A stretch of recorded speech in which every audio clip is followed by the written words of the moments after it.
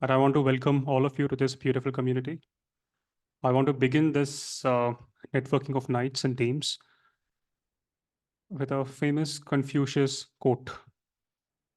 And that quote is that a healthy man wants 1,000 things, but a sick man wants one thing. The Confucius wrote a long, long time ago, and that's why he wrote man. So it stands true for women as well. But it's a very interesting quote. A healthy man wants 1,000 things, but a sick man wants just one thing. That one thing is good health. Because if you are healthy, you have millions of dreams. But that health does not just mean physical well being. Kurt Cobain, Robin Williams, they were all very, very healthy people. At the end of the day, it eventually boils down to mental health in the end. And that is what the entire networking night will be about today. Did you all read this news? This social media influencer, actress, whatever, Pandey, in the news for all the wrong reasons. She faked her own death. Why? Some cheap likes, reshares, retweets. Is this what humanity has come down to? Actions such as these erode trust in social media or media in general. How unreliable social media could be. It's a, it's a tragic thing that how easy it is today to spread misinformation. How can anyone in his or her right mind, sane mind, use fatal disease for personal gains? And it is astounding that lady has 1.3 million followers. She's an influencer. My concern is 1.3 million followers. I will be more concerned if they all have voting rights in India. These people will decide who will become an MLA, MP, and thereafter. Whatever she did is a criminal offense. It's an act of fraud. If it could be proven in the court of law that this leads to financial gain for her, which of course will happen because her social media team will advise her to launch a website, redirect all the traffic there, collaborate with brands accordingly. It's a criminal offense. And legally things will take their own time. But my concern is that her and ilks of her, with millions of Indians following her, is it reflective of India's demographic dividend that Modi ji talks about, or it's a demographic disaster that we're always wary of? 1.3 millions, even 1% of those 1.3 millions, if they take inspiration from her, to conduct such acts, will not be good for India.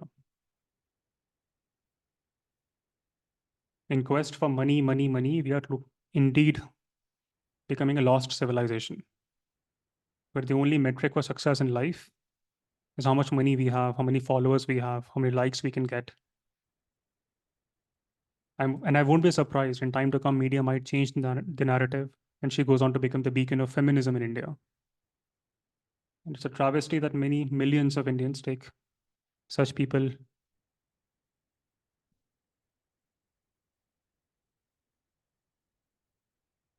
millions of Indians take inspiration from such people. And they will have no clue about the legends that India has produced. And all of you will read through those legends in many of our history episodes. I think we had an episode on Sarojini Naidu, a real feminist she was, born 150 years ago, traditional Indian society, who did not just break the gender norms, but redefined those norms because of her contributions. She was the one who advocated for women's rights, championed for the cause of women's education, not because she wanted to launch a new product on Instagram, because she believed genuinely in the progress of this country. She participated herself in politics. Yes, she was very clear that progress of a nation is directly linked to the progress of its women. And they have to work tirelessly to achieve that.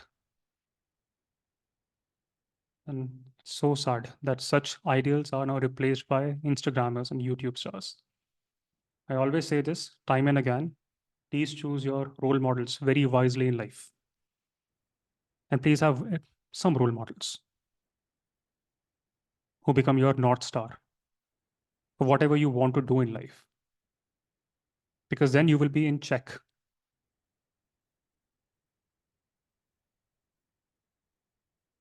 And please think twice, thrice, million times before you casually replace your role models with these Instagram models.